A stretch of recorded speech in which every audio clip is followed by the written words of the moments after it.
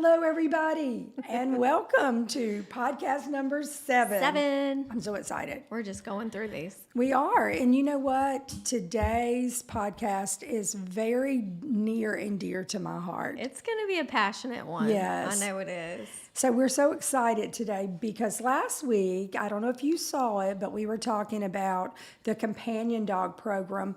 And there's 3 different types of dogs that we are really passionate about and that we breed with purpose for. Now, there's the companion, the therapy, and the service dog. Yep. And I think we're connected with so many different clients that have these dogs in their lives, and they've made a difference to so many people. A huge difference. I loved last week's topic of the companion dogs, you know, because that's just... Like I said last week, you know, all of the dogs, they start with the companion quality and then build on that, I think. And I just love the connection and the things that they do. So moving into the more, I guess, qualified dog, the service and therapy, that's going to be really interesting. And I think people are going to love to hear the stories. Yes. People maybe haven't been around dogs and don't understand just all the things that they could do. What makes them so great? And how can dogs have so much inside of them? It's so amazing to understand actually, I have my coffee cup today and it was like, use your powers for good today. And I love that because our dogs have superpowers, you know? I agree. And so when I saw that and I knew we were talking about this topic, I was like, you know what? Let's go in and talk about the superpowers because we have so much to brag about. These dogs are incredible. I mean, dogs in general are incredible, but our dogs and what we put into them and the love and how they're raised and bred and all the things that we've done for 20 plus years, it's just so awesome to talk about the stories and the lives that they've changed. I know, and it turns into stories that are so far beyond us and what we've done, and that's what blows your mind. Yeah, it does. That's because a good way that's to the put part it. that is not, you didn't have anything to do with that other than the foundational training and, you know, all of the good stuff, but then they become their own little superhero, and it's incredible. You're like, wow.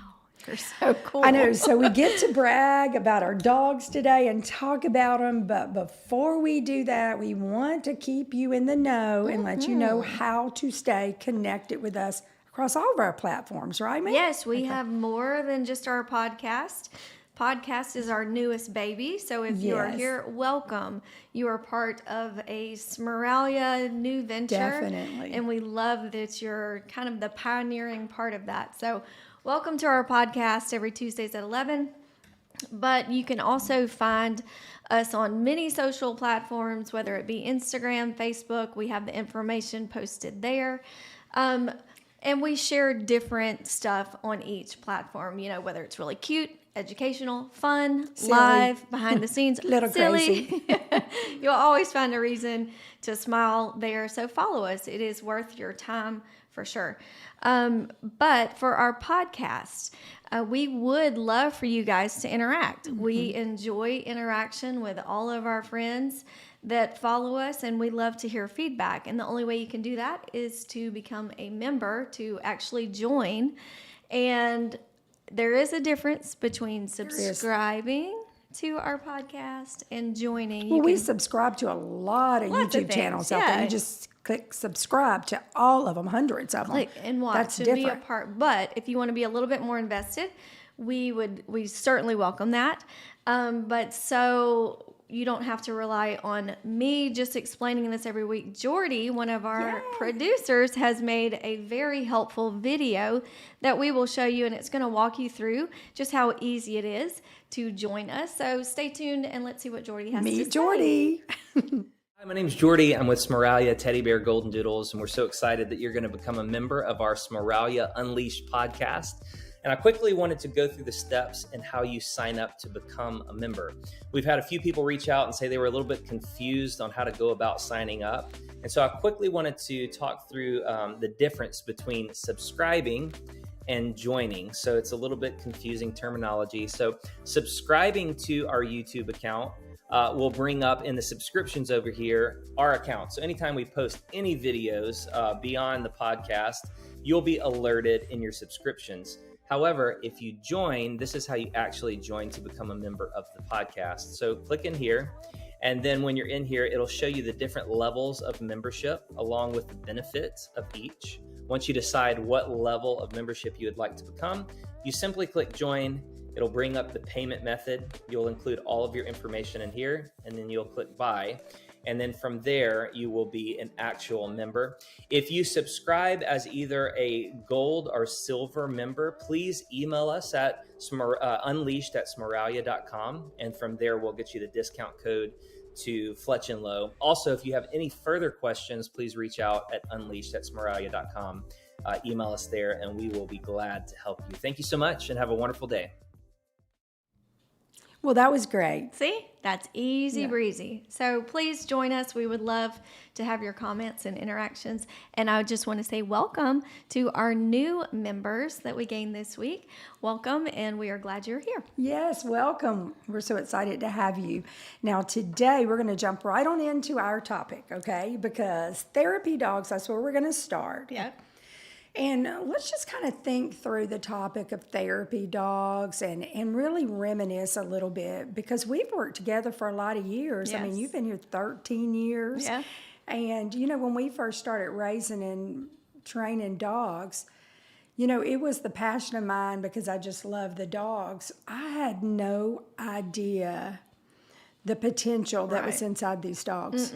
You know? No, starting out, that wasn't completely part of your vision, but then, wow, what a unexpected blessing to realize just they are so much more than a Right. cute dog or a great family pet, and all the things they've gone on to do. Like I said, bigger than our vision or what we thought. That's right. It's incredible, and all the stories through the years.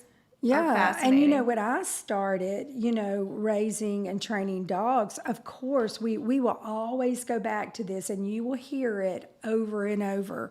But it is that we're breeding with a purpose. And the first purpose for me was that they would be allergy friendly, because I had a third child born that was highly allergic to dogs, and we just wanted a pet. Yeah. So it first started out just wanting a pet, but who knew the future and what that future would hold, even in my own family, Right. how they would change, come into our lives and make such an impact. Yeah, well, it started with a small need. It met a small Yeah. need, Yeah. you know, an allergy. And Right. that, I mean, I say small, but that's a big deal. Well, yeah. You know, that's a lot of times a difference of if a family can have a pet or not.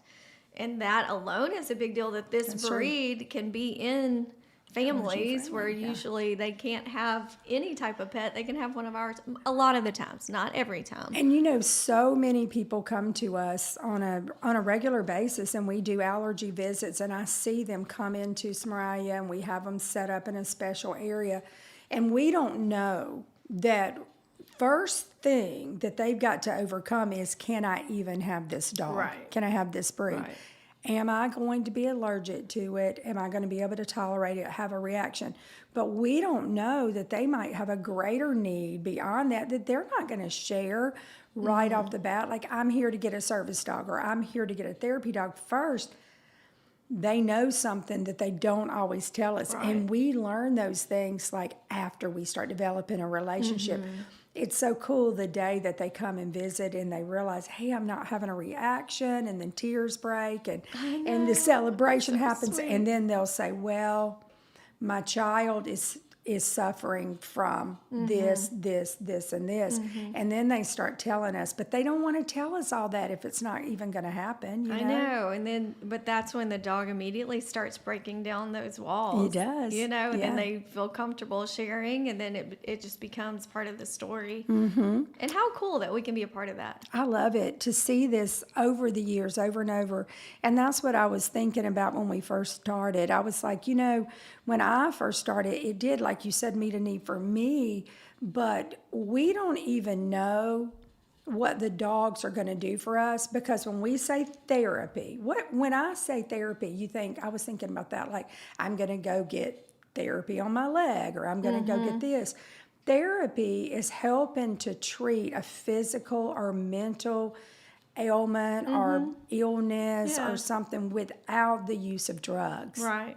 And so our dogs can do that. They can bring therapy to more, and it's more not so much the physical. I mean, not so much physical. Psychological. Yeah, it's more the psychological side of things that people are dealing with. And in this world, man, there's so many different degrees of possibilities that a dog can do therapy. Yeah. You know, bring help, bring relief, bring goodness in a situation. Yes. When you think of therapy, like what first comes to your mind when you think about a therapy dog? Like which direction do you typically go? I think more so it is righting a wrong or trying to rehab a wrong. Interesting. That's a good. And they to are put it. like a support system. Yeah. You know, I definitely look at them as a helper, a support system. You know, and they can do so many things. They can be your confidence. They can be your motivation. Yeah. They can be just anything. I think people need that need the therapy. And I know we're going to talk about both. Yeah. But service and therapy are very different. Very different. But for therapy, I think the dog takes on what is lacking or what you feel like is lacking in yourself. So you're And they saying become that. in you personally, so when you partner with your dog, you feel like you're actually being a pet team, and that's it's actually helping you do It is something before you go definitely- help them. I think so. Okay. I think so. You know, therapy dogs can do, I think, from what I feel like they can do for other people with you being kind of their handler or their owner Right, or whatever. But I've seen too many times people don't necessarily need a service dog, but they themselves need a therapy dog. And that dog takes on what they feel is lacking for them. And I think that dog helps build that within the person and helps improve the situation. And then to go on, because I guarantee you a lot of people who have these therapy dogs had the need in themselves first, and then they share their dog to meet the needs in others later. And these people are generally people that really have a compassionate heart. They have compassion for people. And they've identified, like you're saying, a weakness and a need. And they want to go help. But it's something that you're doing with a therapy dog. You could go do it by yourself. Sure. I mean, you could go and help those people. Yeah. But people would look at you weird. Like, for instance, in a therapy situation, the Read dogs, those are really special dogs to me. That Read program for little children, because my mama was a kindergarten teacher for 25 years, so she taught children how to read. And I don't know how many of you were participated in reading groups at school, but how Intimidating. that's so intimidating. is, It can be so fearful. And if you stutter or you don't really have a clear understanding, and they break you up in groups, based on your reading level. And so if you're in one of those lower ones, and everybody's It was like, cruel growing up back then. and you're reading, I don't know if they do that now. I don't think so. Okay, I don't know how they do it now, but I do know that when you would have to read, it was so embarrassing, and you would sit there and read and have to read out loud, and it was so scary. Mom would tell me about, how she would do the reading groups. Well, when I told her about the Read dog, she was like, that is so great, because a child that is struggling in this area can go read. So it's not you, the person, going to school and reading a book to a bunch of kids. Yeah. It's more the child getting to go over in a corner with some pillows or something like that. I mean, you can go and read. Sure. And read books and do it. And that is one way you could do it. Yeah. But the greatest thing about them for me is when these children sit over there and they read to the dog. And the dog's not going to go, you didn't say that right. Right. Did you stutter? Did you miss the word? That's not how that vowel sounds. Yeah. They're just reading and they're doing it. Like, let me read a book to you. And they're just reading. And it's actually building confidence in the child. Yeah. And I think that is so great. And I think, we as people can recognize the need, but the dog makes it more relatable. The dog is what brings it to a comfortable level. Yeah. It's not us. You have to recognize the need Yeah. and say, okay, how can we meet this? Well, it's usually through the dog. That just kind of tears down the walls way quicker, way faster than people can. That's right. Well, therapy dogs do need to have training. They can't just be like we talked about last week. Companion dogs really have the least training because they're just a companion dog. They're a dog that is more for like emotional support for their partner, for they're a team, but they're there to bring emotional support. Really, it's their presence. They just need to be there with you. They do need to have good manners. It is in your best interest and the dog's best interest to be trained and have obedience and some manners. Always. Any dog. Always, yeah. It doesn't matter what dog you have, if it's your family pet, if it's a companion, a therapy, or service dog. But as you go up this scale, pet, you can pretty much let a pet do whatever you want. I mean, hopefully they've got good manners, but you can have an unruly pet if you so choose. Oh, yeah. Having an unruly companion dog's going to affect you eventually. It will. Because people can say, I'm sorry, even though it is there for your support, you're affecting all of Right. my other business, everybody else in my business because you're unruly dog, undisciplined dog. And we're not going to have it, so we're going to ask you to leave. And that's going to undo Yeah. the whole purpose of Yeah, having them. and then for you sure. can't go there, and now you have a problem because you don't have your support. Right. But then the therapy dogs, they have to have a level of training. Because if you're going to take this dog, it could be any size dog from little bitty to big, into a classroom or into a nursing home or into anywhere. We're going to talk about different types of therapy dogs. Yeah. But you've got to, the people that are saying, I'm letting you bring this dog into my facility, whatever facility it is. Yeah. Got to know that dog's safe. Well, they automatically trust that Right. the training is there, and there is that higher level of expectation that Right. this dog is going to be good. Right. This kid can approach this dog. That's right. So there is absolute Right. trust when you walk in and say, with the title of this is my service or this is my therapy dog. Then you are taking on the responsibility that that dog is going to perform the way it should in multiple situations. That's right. There's a lot of programs out there that are certified, that certify therapy dogs. We're really not getting into those type of things, but that is so important. And a lot of them want to see your certification to bring it in.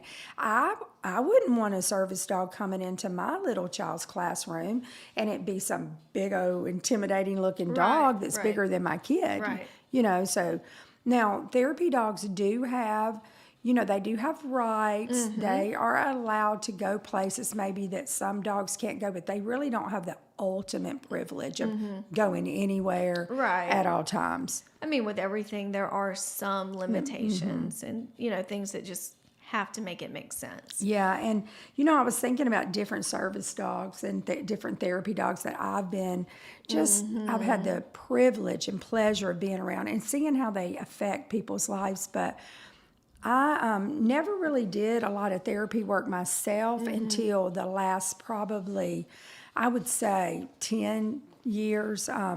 So Natalie's 17, my youngest. And when she was 4, my grandmother was in the nursing home right up the road.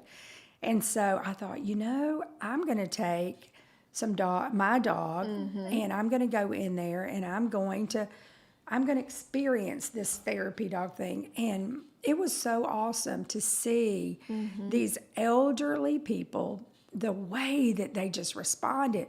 They were just rolling their chairs up, wanting to pet. And we brought younger ones, like pups, that were like just kind of being therapy dogs in training. This particular home allowed us just to come in. She was like, I know you do this. I trust you. yeah. If you've got some in training, bring them. So I'd bring different ones.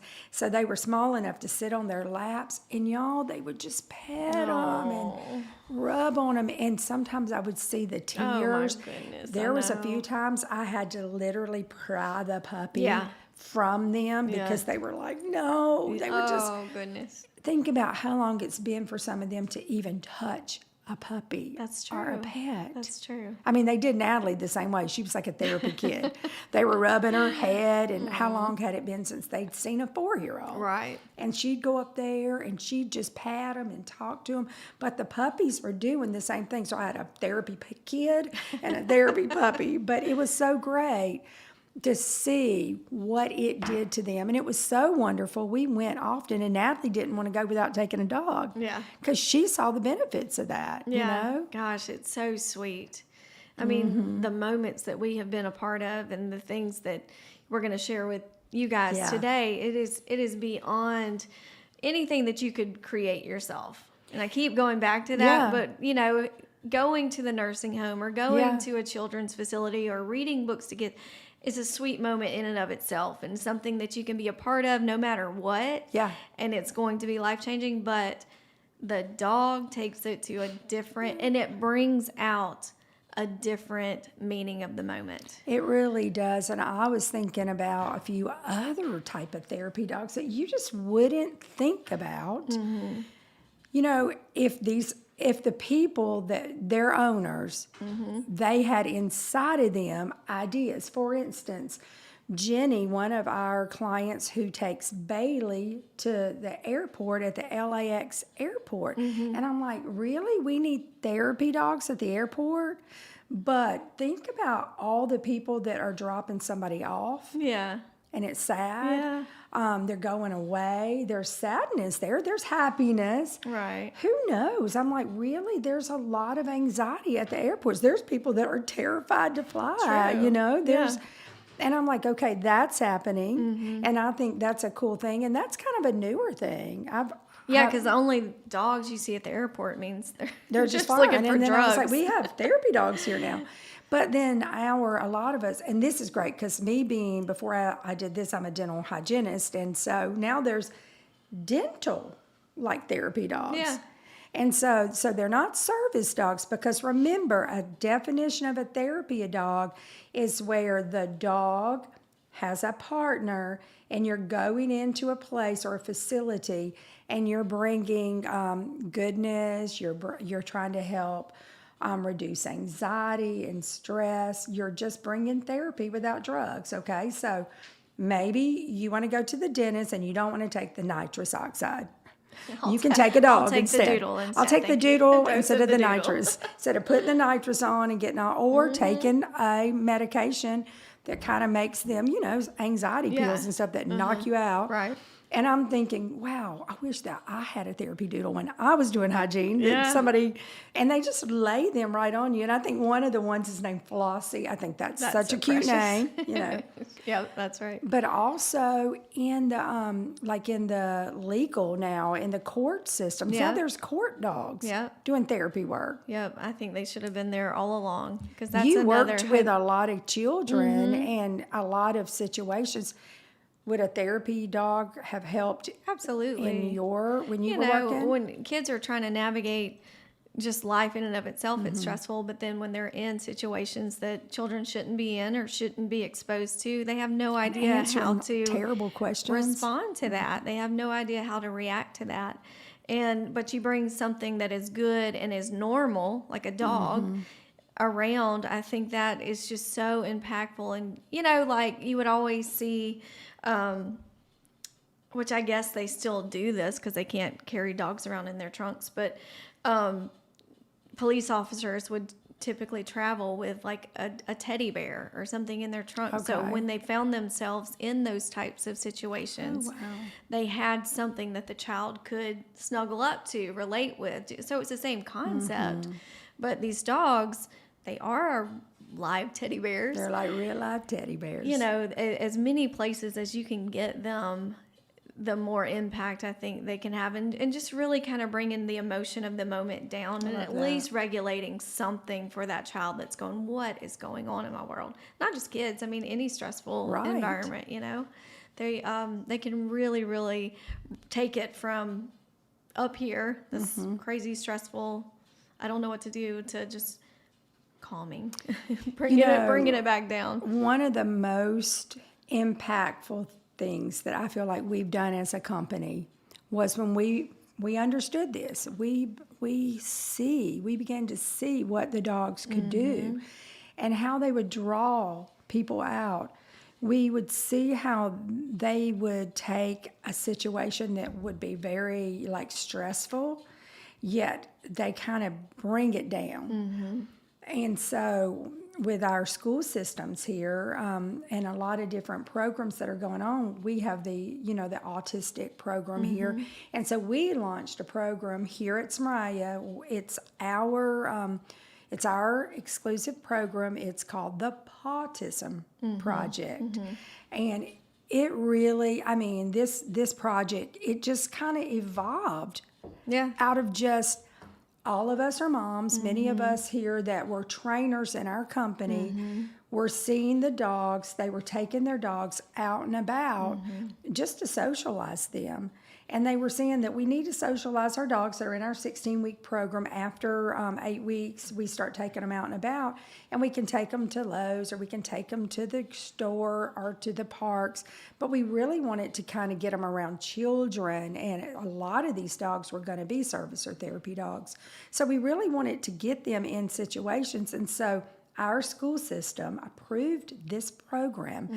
And I'd love for y'all to see a little bit about that now.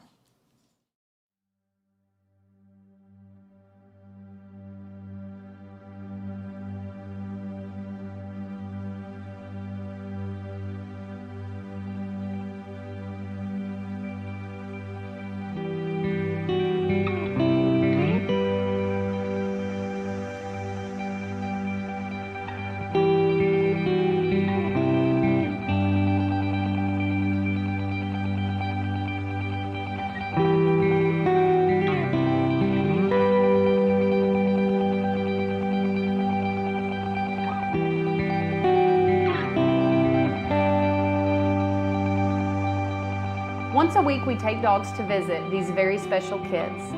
The dogs bring out so much in the kids, the interaction, the motivation to work and learn, and it just puts a smile on everyone's face. One of the benefits we see with the dogs coming into school is not just the impact of changing perception of our students, but even it just makes our students more acceptable as a whole. It's really cool to see that these kids with autism that normally don't have a ton of emotion, the dogs come in, they just light up and they're like smiling and kissing the dogs and laughing and petting them, and you just kind of see the tension that they normally have just kind of melt away. We have so many things going on in our lives every single day that we focus on and we look at and we get distracted by. Dogs only think about us. They only focus on us. When we visit the kids here at school, it's amazing the things that we see with the compassion and love that these dogs have for each and every child.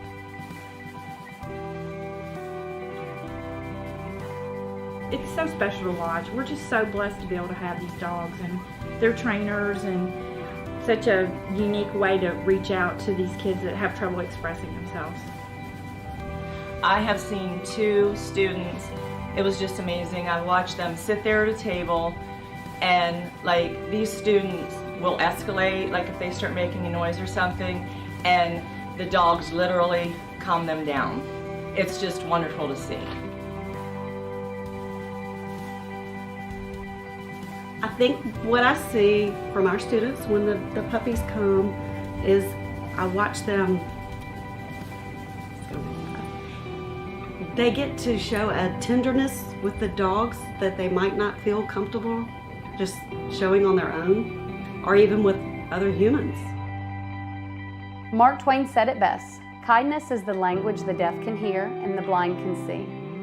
So remember to be kind just as your dog is, every day to everyone.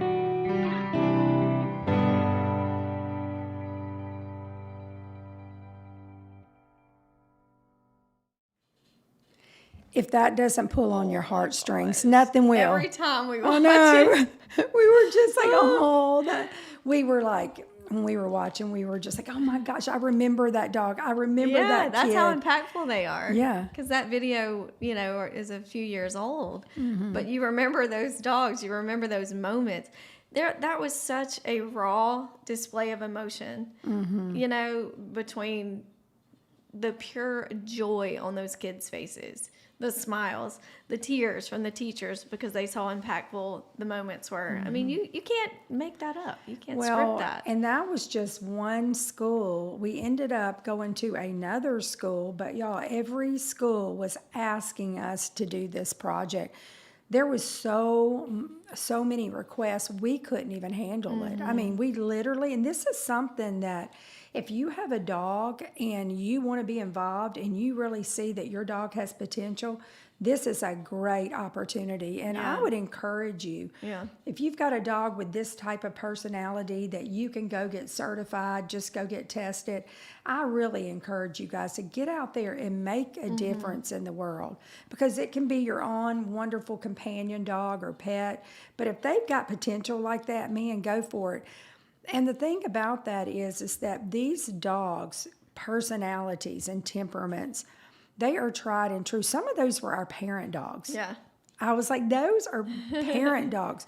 And that's the thing. I mean, the temperament of the dog truly matters. And you will hear this over and over out of, here at Smeraglia. If you call us, if you talk to us, it is always temperament rules. And they have the most wonderful temperaments. They really do. And it's so much of that is just naturally who they are. That's just inside of this breed specifically. Because we do know it so well, we can speak to that. And I think there are plenty of other breeds that do incredible things as well for different reasons. But when we're talking about therapy specifically, I couldn't imagine a better breed. Because one, they're appealing to the eye.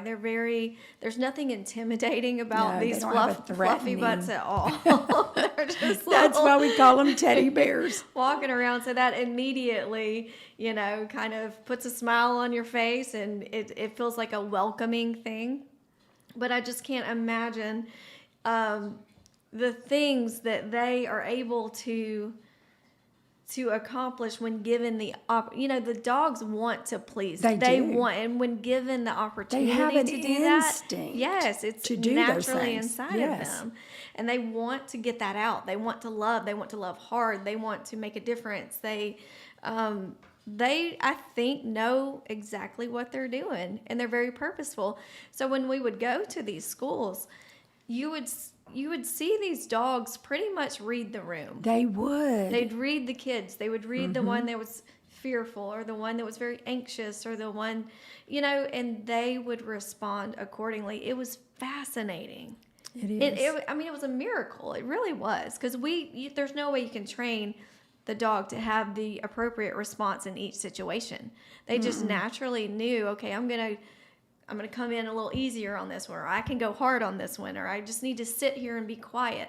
Don't make eye contact. I was like, this is incredible. This is so bigger. So we can only teach them so much. And then what's inside of them, they pull it out. It does come down to evaluating the puppies. And that's why we temperament test all the puppies at 7 weeks old. I mean, we breed all of them with purpose, with the goal of being a companion dog, a therapy dog, or a service dog. And pretty much every one of our puppies, it would be the exception for one of our puppies not to fit in one of those categories after all these years. Right. So like if you were like saying, man, I need that in my life, pretty much most of our puppies, now temperament rules, like I was saying, and so energy levels have to be a certain, like you don't want too much puppy, you want a little bit of calmness, you want some laid backness. So we do know what we're looking for in temperament to help kind of steer you. But with training, most all dogs, have the potential to be a companion in our program. Right. The companion, which is pet, companion, or therapy, most of them. Now, the next one would be service, and that's going to be a little bit different. Yeah, those two temperaments do and should look a little different from each other. And again, you have to know what you're looking for so that dog is set up for absolute success. Because if you have a really therapy-driven type dog, and you're really trying to force a service dog issue, it's not going to be the best place for anybody.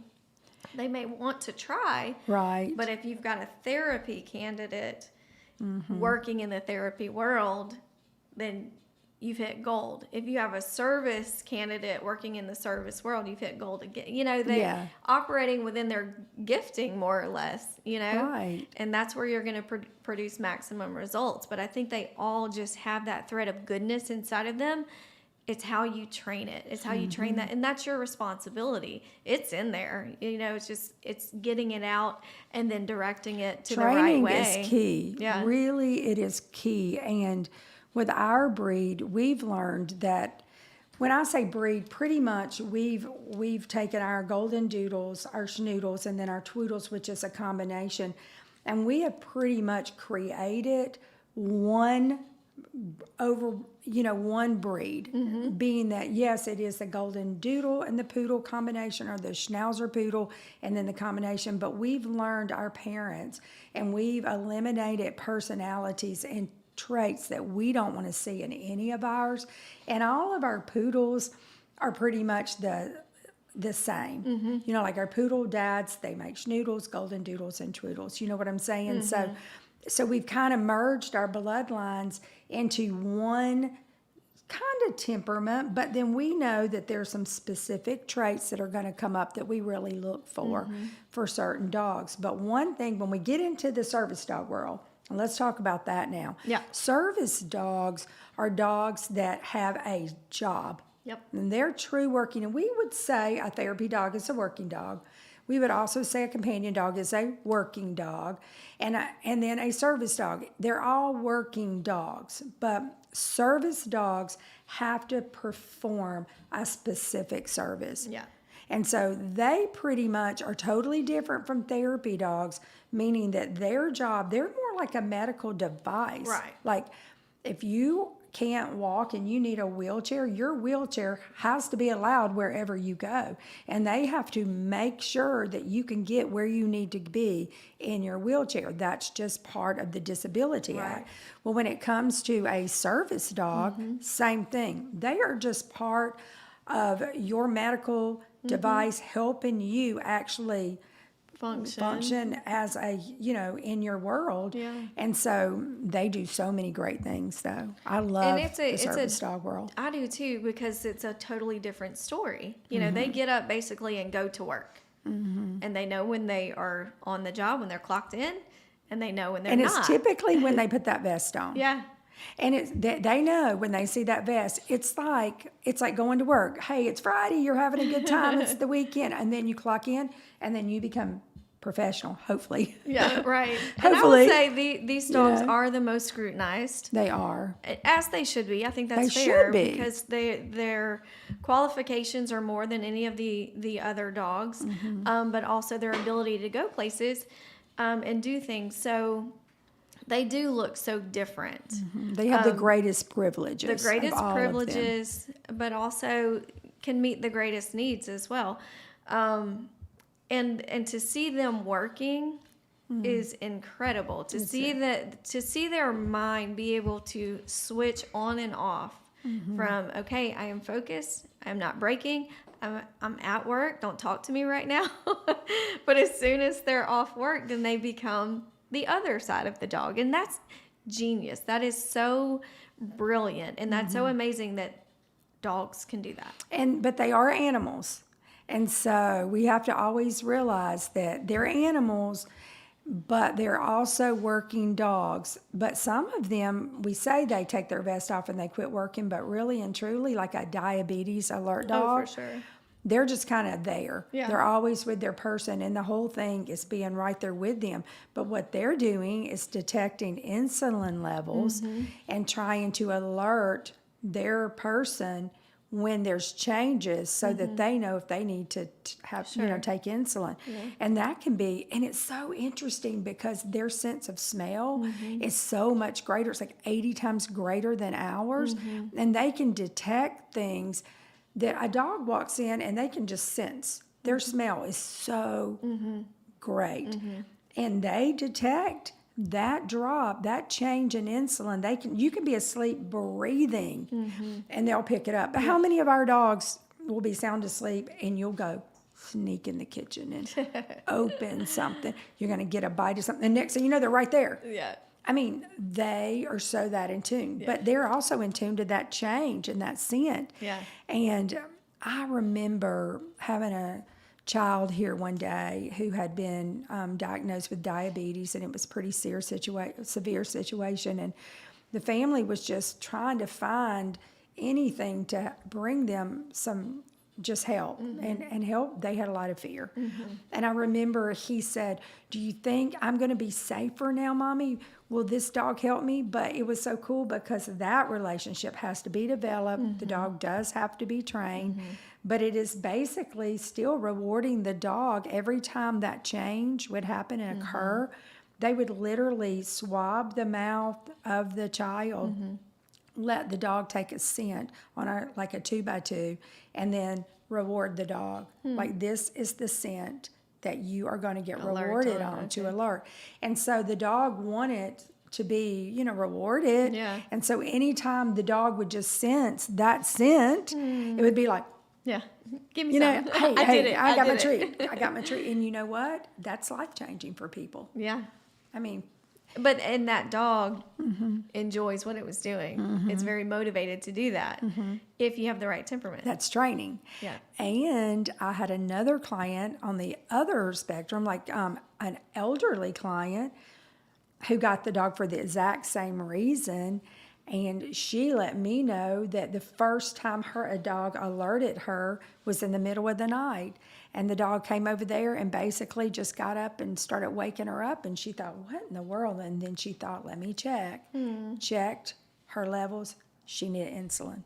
And she was like, wow, I mean, that's amazing that And dogs these are can do just- these things. Just the few stories, and there's a lot, but Yeah. these are Oh, just so a few many. stories that we've had the privilege to either be a part of or to be told about. But that's such a small representation of what these dogs, our dogs specifically, have gone on to do and change lives. And I can't imagine, if we just opened it up for people to submit their stories. Oh my gosh. We would love to hear we your would story. love to hear it. Yeah, if We you've would got never a get through 'em story, all. send them in, Yeah. and we would love to highlight you and your service dog, or you and your therapy dog. That would be I would really love cool. That. Yeah, I that would love be cool to do that. So sure, if you are listening, please send it.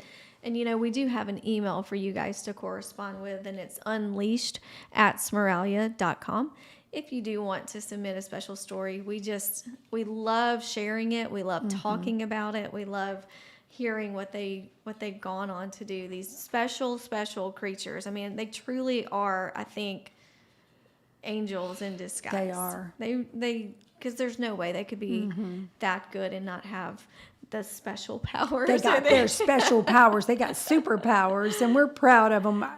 You can see we're proud of our dogs. We're pretty proud. But yeah. Peanut Alert. I mean, we've got one dog, Macy Marie, that detects peanuts in her mom's food anywhere she goes. She just smells it, stays under the table, but before she eats, she just checks it. Yeah. And she's putting her life in her dog's nose. I mean, pretty much, For real. Like, trust her But that completely. particular dog also, this same doodle mom has a hearing disability. She hears, but not certain tones and things. And so when they're going down the road, if a siren or an ambulance or something comes up and she won't know to get over, the dog hears that and is trained to alert her. Then she checks and she knows if we're in the car, there's no peanuts. Right. There must be an ambulance. Isn't Right. that cool? I mean, things like that. No, it's- And of course, there's, guide dogs for the blind and so many different service dogs, so many different jobs that they can do. There's very few things I think that Yeah. they can't be trained to do when it comes to They have to meeting be a more need for mature, people. though. Like a service dog's got to go through, like, greater training. They've got to go through their obedience training. Then they've got to go home and bond with their family. And each phase can be 4 to 6 months. Sure. And then they go bond because there's got to be a bonding time. And they've got to grow up. They're babies. You can't Yeah. expect so much. You can't put your life in the hands of a dog or in the paws of a dog. Until they're actually mature enough to do that. Like we talked about last week, a lot of this information probably doesn't look like you think it would or should when you are looking at a service dog puppy. Yeah. They are pretty obnoxious. Yeah, And that's because they something got to you have to that learn. energy to They go have all to day. have that drive. They have to have that focus. They have to have that determination to be in your business all the time. Yeah. And that, again, goes back to the proper training, because that left untrained Can be is a a problem. dog that's very motivated to do things, but if it doesn't know how to do it, then that's not going to be fun for anybody.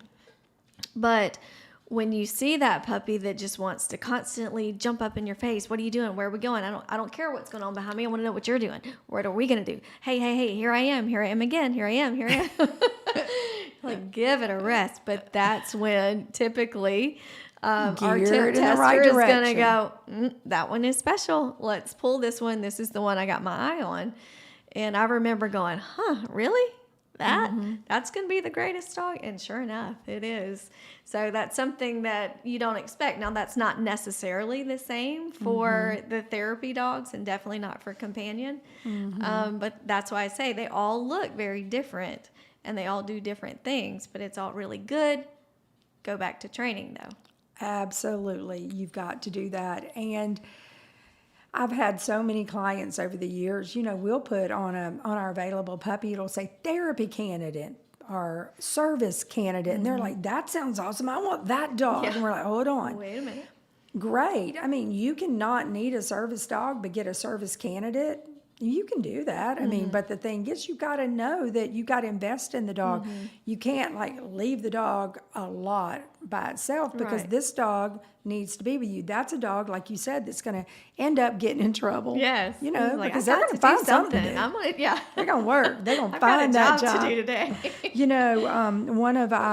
We have a great story out there of some service dogs that that were raised here at Smeraglia, and the stories are so wonderful. So Yeah. I'd love to share that with them. Yeah, it's pretty incredible. This is one of those situations where a door was opened that we could have never walked through ourselves, but the dogs led the way and have made this incredibly beautiful bond and have made a difference, not just for the people you're going to see, but for those that they impact along the way. So let's watch.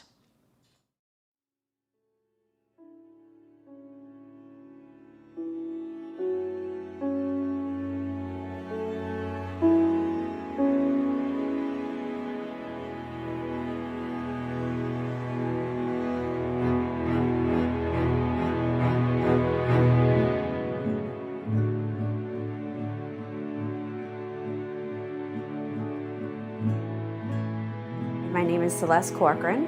I was a survivor of the Boston Marathon bombing, and I lost both my legs, so I'm a double amputee.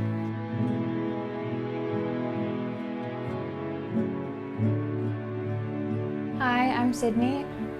I was also part of the Boston Marathon bombing. I have since been diagnosed with PTSD, among with other things.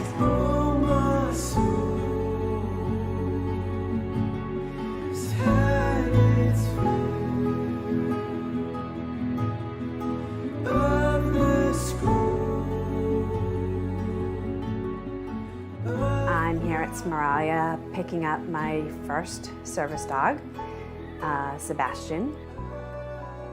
Right now, I don't feel comfortable, just taking a walk on the street or something like that by myself, and I'm hoping that Sebastian can give me that freedom to be able to go places by myself and feel confident that I'm not going to fall. Everything has just been fantastic.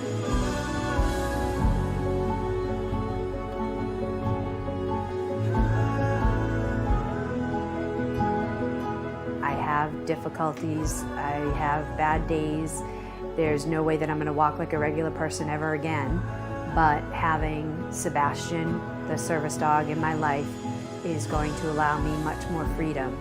And I believe that there's just so many people out there that need that. I just felt and feel like I have so much support. I know going home, there's going to be, a transition time, and I have no doubt that when I call, they will be here for me. I feel like for the life of the dog and for as long as I need them, Smeraglia will be here for me. I've had a chance to meet so many of the dogs, and they're all just fantastic, wonderfully temperamented dogs. You know, going forward, I just want to be with my best friend, and I want him to help me lead the fullest life I can lead. I'm getting my fur service dog, Coda. He is for my PTSD. He has helped me so much already. Him just sleeping with me makes me feel so much better. I can actually sleep at night now. I used to be afraid to go places by myself, just being afraid that something bad might happen to me. And with Coda by my side, that doesn't happen anymore. He gives me the strength I need to go on.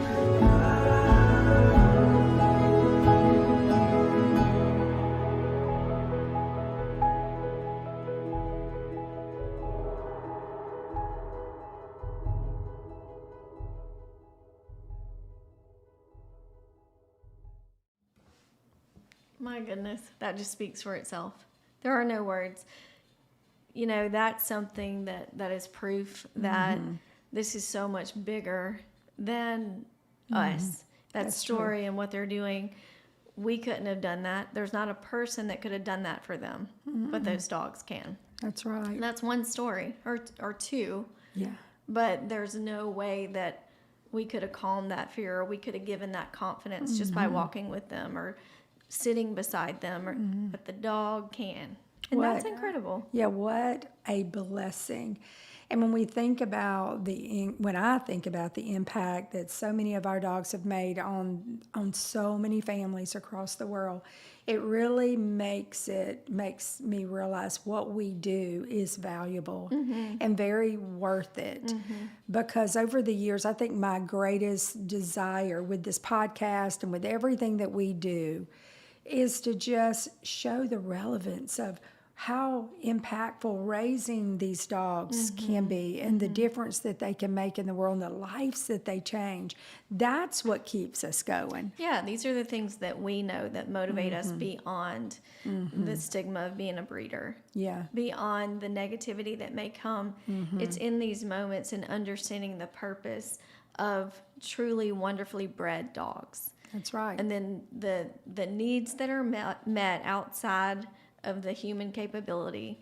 And so we'll never back down from that. No, we won't. And we're going to keep on going. And if anything, it just is a motivation for me to keep my eyes focused on what we're called to do and on the vision that started this. If you haven't seen episode 1 and 2, it was how it all started and where the vision came from. And that right there is my motivation. Of course we have beautiful dogs. Of course we meet clients every day and we see how they impact their lives. But man, breeding with a purpose and knowing that they are making this kind of an impact on the world, I just love it. I do too. And it is such a joy to be part of something so impactful, so meaningful. And it is a joy and our pleasure to share that with you guys. Yes. This is just something that is very, very near and dear to our hearts. But then also we feel like sharing this helps you guys to understand and to educate and maybe even motivate to be a part of these types of stories, whether it's with your own dog or getting one of ours and doing some really great things or allowing them to do some great things through you. So stay connected with us. We do want you to like and subscribe so that you don't miss, the fun moments, the happy moments, the education. We try to hit all the boxes. We do. And sharing just what we do here day in and day out is very impactful, very, very fun, but a very unique place to be, a very unique podcast to land on. So that's right. So we're going to be back next Tuesday at 11, and we're going to talk about senior dogs. We've talked about puppies and bringing puppies home, but there's a lot to talk about when you have an older dog. And Meredith and I both have senior dogs. Yes, we do. I have London that's going to be 13 in March, and you have Ruthie will be 14 in January. So there's things that, you know what, you might not have a puppy, but you might have a senior dog, an older dog, a granny and pawpaw dog. Yeah, and there are things you need to navigate in that season of life too, and we're going to help you do that as well. I told my mom, I said, you know, if 7 years in the life of a dog, you know, every year's like 7. I said, Mom is 78. My dad just turned 80. And I said, look, Mom, London's older than you now, so you need to be listening to her. And she just laughed. She's like, London, we just old ladies together. And so there's a lot to know about those old ladies and old men doodles and dogs. So we're going to talk about that next week. We've really enjoyed hanging out with you guys. Thank you for being here and being a part of this. Stay connected, subscribe, join, do everything you can, and we'll be back next week. Yep, see you then. Bye.